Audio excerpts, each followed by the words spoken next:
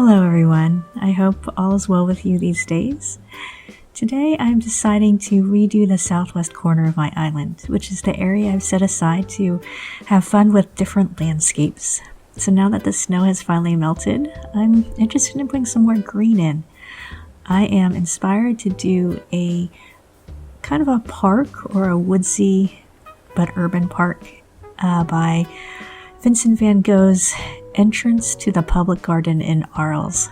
This painting was painted in 1888, and as you can see here, it shows a rich and lovely, I guess almost a snapshot of an entrance to an urban park.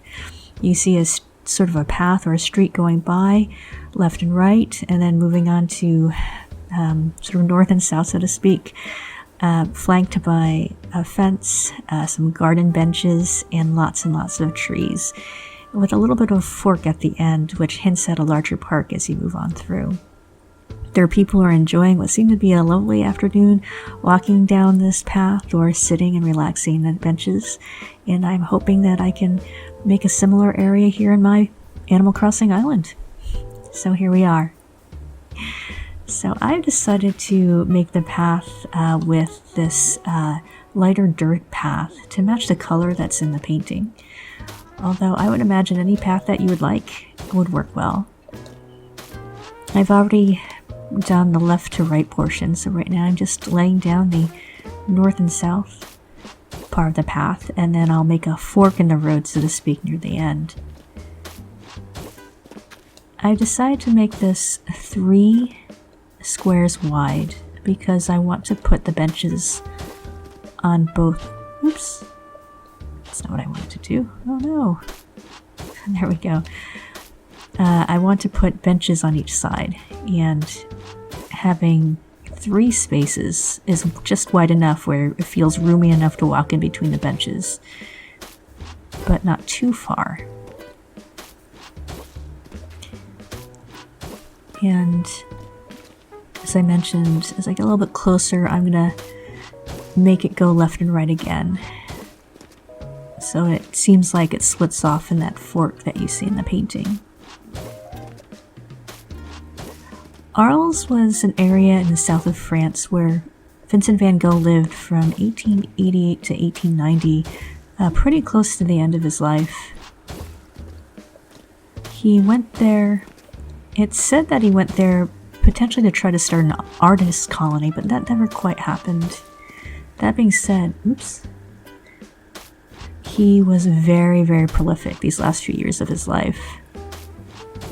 He made what's estimated to be over 2,000 artworks, most of it done during the last couple years that he lived. And there's just a whole period where he was living in Arles, where there are a number of famous paintings that were done.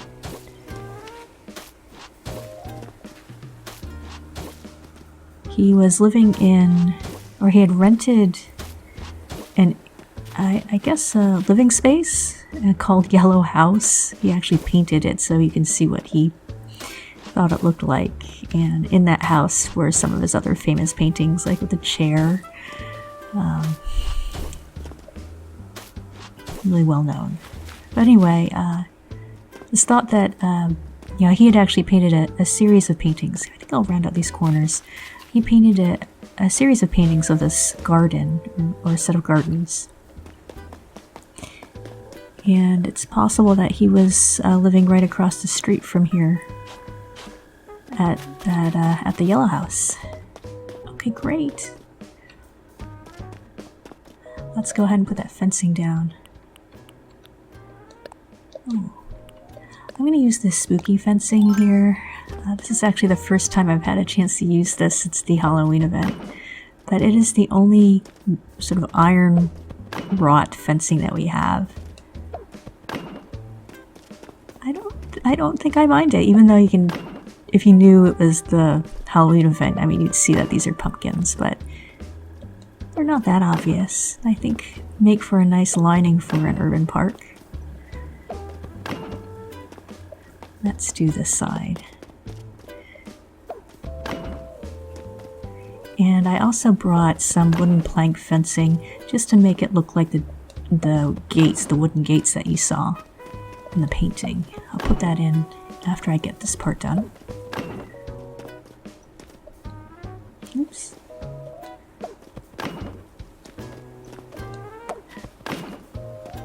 I was reading about how historians are still trying to figure out Van Gogh's comings and goings. And just last year, some have thought about his last day and have figured out what they think may be the painting that he painted the last day that he lived. So they're still really interested in knowing what he was doing and what motivated him and just his life in general. Oh, that works pretty well. So it almost looks like that's a wooden gate there. Let's go ahead and put these garden benches down. Oh, I think I want to face the area a little bit better. There we go. I decided to customize the bench to the green color so I could get that darker color wood. And again, I think any type of color would work. Push this back just a little bit. Oh, perfect. And this weed is in the way, so I'll pick that up. And I just have a couple more to put on this side. Again, to match what the painting has, which is a lovely central... Oh, there's Diana! Hello, good to see you. To match that sort of central walkway lined by all of those benches that people were enjoying. Great! Alright, so now we have the walkway, and I think this is just a free-for-all now to put a bunch of trees down. Now I did see that, at least in the front of the painting, there was an evergreen type tree. So I'm going to put a bunch of those near the front. And I have different sizes. Let's do a smaller one here. Maybe one up here.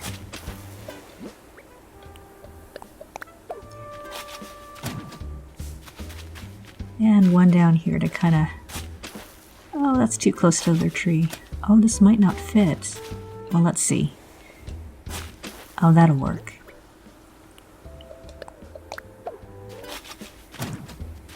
Yeah, so it'll match the painting that has a little more evergreen in the front, I think.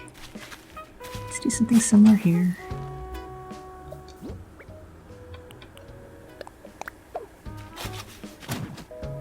Oh dear.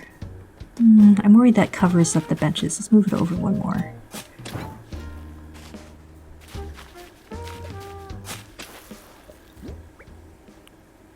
There we go.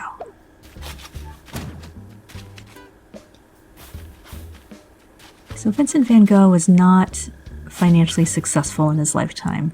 Not well known. I guess he was probably well known, or people were aware of him, but he never met critical acclaim or financial success. He died, struggling with mental illness. He was living in poverty.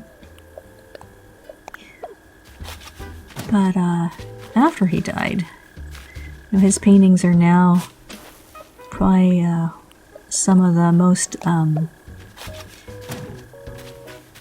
valuable art works in history. I was reading a press release, so I'm recording this right now in February of 2021. I was reading a press release that just came out about how a landscape that's been in a private collection is now coming up for sale, and that they're estimating it to, at auction, bring in somewhere between $6 and $10 million. Move this back just a little bit. But that wouldn't be the more expensive of his works. He, I want to say in the 1990s, several of his works, including famous sunflowers, were sold at auction for, between $50 and $100 million. Probably worth a lot more than that today.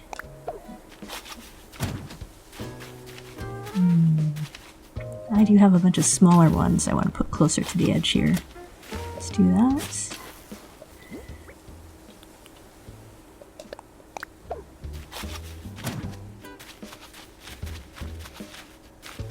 So I'm choosing to put more of these hardwoods in the back, so I could have put those, so because I did put those cedars closer to the front, which I think works out fine. Now that's too close to the edge. Well, let's see if a big one works here.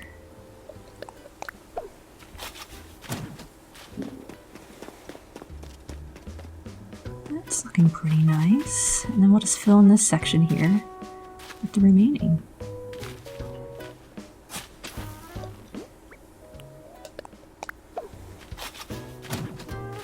Not bad. And this looks a little empty, so let's put a few more here. Do I have any more small ones? I do. So let's mix up the sizes a bit here.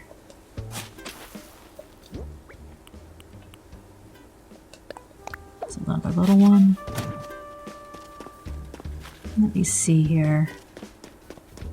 Where are the empty spaces where I can fill in some more trees? Oh, this is looking really nice. No, I think, here. There's some space here. I'll put in one more. These littler ones. Very good. That is looking nice so far. Now I need to go get some shrubs to fill in some of the rest of the empty space and we'll be all set. Alright, now I've got those shrubs, so let's start putting some of those down. Now the painting did actually have, oh, I think I want to put this more in the middle, did actually have a shrub next to this tree, so I'm just going to take that idea and put it right in. So I've got shrubs of different, oh dear, not in the path. I have shrubs of different types so that they're slightly different. Give a little bit more variety in color. And yeah, let's put one back here.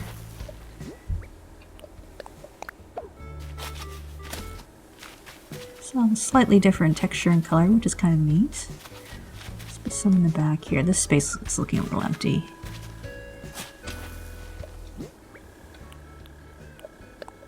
Very good.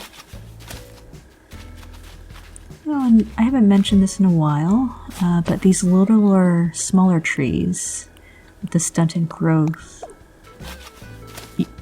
if you didn't know this already, you could plant a fruit right next to one, and that keeps the growth from happening. It keeps those trees small. So that's one way to have a variety of sizes of trees in your builds. I think I'll make it a little closer to the path there. Right now, in February, this grass is all a little bit brown, which is actually kind of okay. Vincent van Gogh's paintings during this time period, well, it was in Arles, excuse me, it's kind of known to be sort of more yellowish. Lots of bold yellow, ultramarine, mauve colors, really expressive brush strokes, bold, which is really a really unique and striking style. Okay, I think I need some more in the back.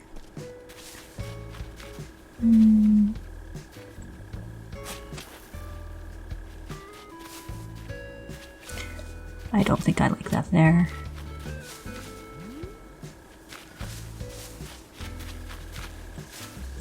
Put it next to this tree. But once I get this in, I think we are done. I'm going to just take a walk down our pretty garden path and see what we've got.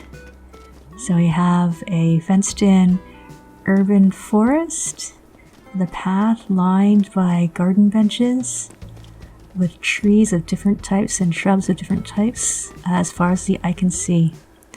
Oh, this is very nice.